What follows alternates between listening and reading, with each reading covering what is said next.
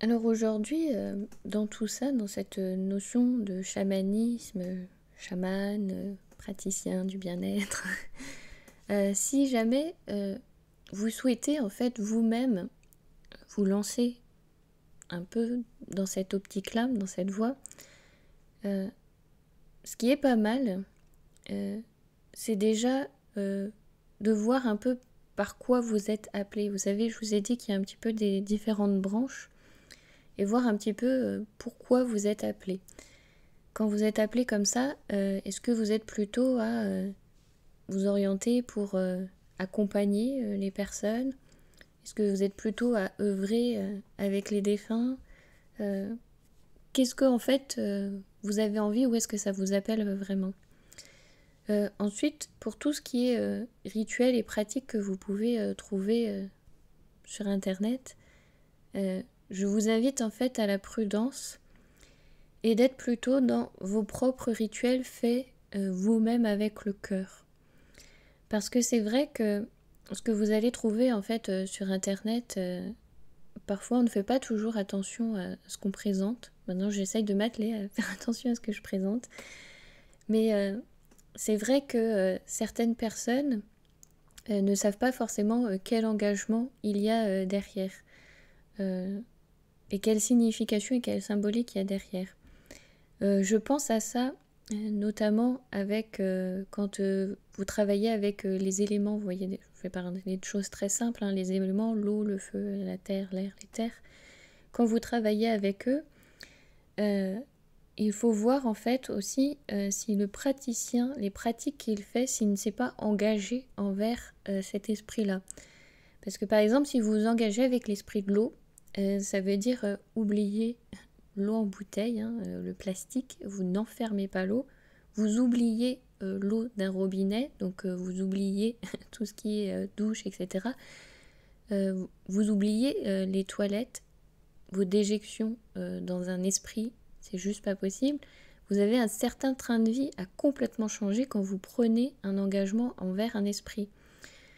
Donc c'est vrai que du coup, ceux qui présentent comme ça un petit rituel à faire avec, faites attention si derrière cette personne n'a pas un engagement avec cet esprit-là en particulier et que donc elle ne vous présente pas un rituel qui va vous aussi vous engager. Et si vous ne respectez pas du coup le deal de tout ce que je viens de dire, vous allez prendre un contre-coup. Vous voyez, c'est dans ce sens-là en fait que je préfère vous alerter et vous dire de regarder un peu plutôt vous ce que vous voulez faire, comment vous voulez vous relier à un esprit et comment vous souhaitez l'honorer. Vous pouvez tout à fait l'honorer de façon simple avec le cœur. Et une offrande par exemple très simple à faire, quand vous voulez remercier un esprit, vous arrachez un cheveu, vous l'offrez. C'est une partie de vous. Vous dites tout simplement, humblement, voilà, j'ai demandé de l'aide pour ça, tu as répondu à mon appel, je te remercie.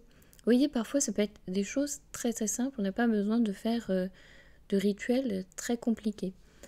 Donc je n'ai pas vérifié tout mon contenu, mais généralement les petits rituels et pratiques que je vous présente, c'est des choses assez simples, accessibles et qui ne vous engagent à rien.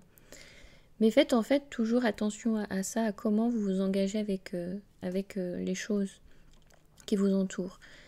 Une autre aussi information importante, c'est demander à la permission.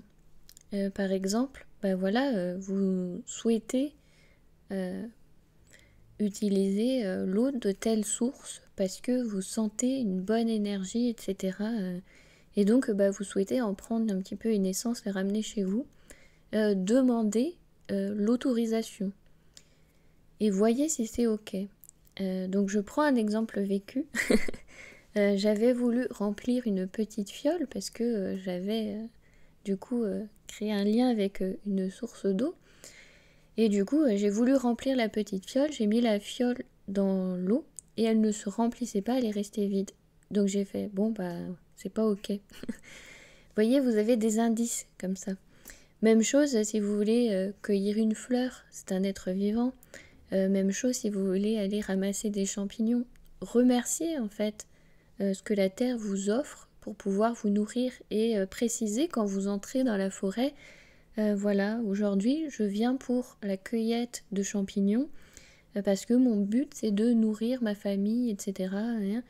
Et donc, vous y allez, vous remerciez, mais vous prévenez en fait de pourquoi vous entrez dans ce lieu. Même pour une simple balade, vous ne rentrez pas comme ça chez les gens et vous ne permettriez pas que quelqu'un ouvre la porte chez vous et fasse salut, je passe, hein, c'est tout.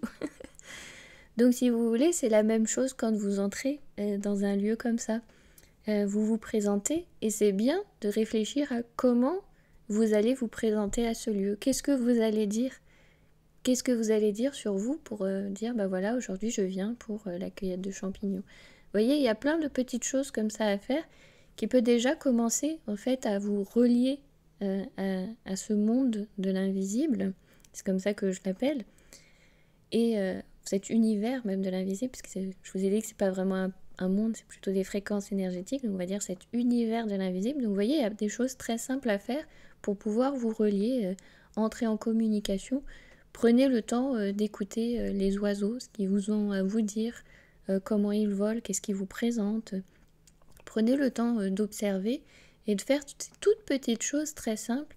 Ça vous relie déjà à cette part-là, cette essence qu'on a, à cet univers de l'invisible. Parce que plus vous allez en fait écouter comment la nature vous parle, comment elle se présente elle aussi à vous, comment elle vous accueille en son sein, eh bien, plus vous allez vous rendre compte et développer en fait cette intuition, c'est vos capacités un peu médiumniques, parce que techniquement tout le monde a ces capacités-là, hein, c'est à l'intérieur de nous. C'est encore une fois une question de choix.